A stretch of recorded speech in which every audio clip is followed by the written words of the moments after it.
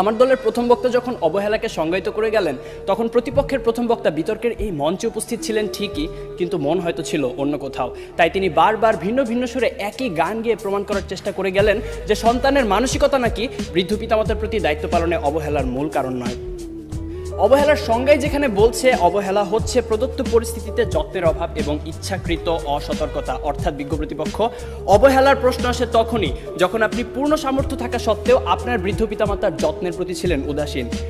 যে ছেলেটি শুধুমাত্র টাকার অভাবে বৃদ্ধ মায়ের চিকিৎসা করাতে পারছে না, সে কিন্তু আজকের বিতর্কের বাইরের বিষয় বিজ্ঞ প্রতিপক্ষ, কারণ সে চেষ্টা করেও পরিস্থিতির শিকার। তার মানসিকতার কোনো দোষ নেই, অবহেলার তো কোনো প্রশ্নই আসে না। কিন্তু বৃদ্ধ পিতামাতার প্রতি দায়িত্ব পালনে পূর্ণ সমর্থ হয়েও যদি আপনি তাদেরকে করেন উপেক্ষা, তখনই তাকে আমরা বলবো অবহেলা, যা আপনার মানসিকতারই সমস্যা বিজ্ঞ প্রতিপক্ষ।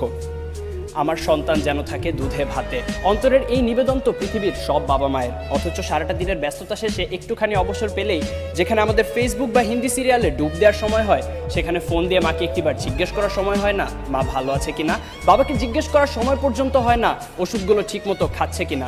এখানে দোষটা কিন্তু বিজাতীয় সংস্কৃতির ধারক ও বাহক হিন্দি সিরিয়াল বা সোশ্যাল মিডিয়া, ফেসবুকের আগে আপনারই মানসিকতার বিজ্ঞ প্রতিপক্ষ।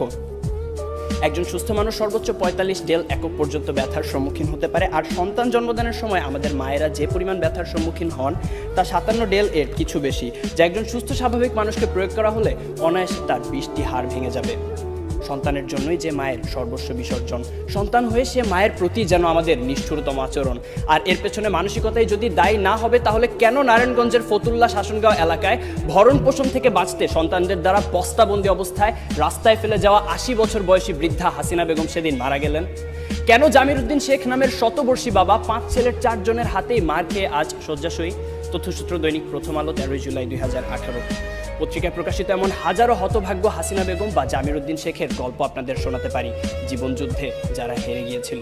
হ্যাঁ বিজ্ঞ প্রতিপক্ষ, জীবনযুদ্ধে যারা হেরে গিয়েছিল সন্তানের ঘৃণ্য মানসিকতার কাছে। এরপরও কি সন্তানের সেই পচে যাওয়া মানসিকতার চেয়ে বিভিন্ন পারিপার্শ্বিকতার অজুহাতকেই বড় করে দেখবেন? প্রশ্ন রইল বিপক্ষের দ্বিতীয় বক্তার কাছে। প্রতিপক্ষের প্রথম বক্তা বলে গেলেন যে সন্তানেরা নাকি এখন সময়ই পাচ্ছে না তার বাবা মার সাথে ব্যয় করার, অর্থাৎ ব্যস্ততার কারণে তারা সময় দিতে পারছে না তাদের বাবা মাকে। আসলে সত্যি কথা বলতে জানেন কি বিজ্ঞ প্রতিপক্ষ, এই পৃথিবীতে সময়ের অভাব বলে কিছু নেই, সব কিছুই নির্ভর করে আপনার প্রাধান্যের উপর। তাই দিন শেষে আপনার প্রাধান্য যদি পিতামাতা না হয়ে হয় ডিজনি প্লাস বা নেটফ্লিক্স, মানসিকতার দিকে আঙুল তো উঠবেই।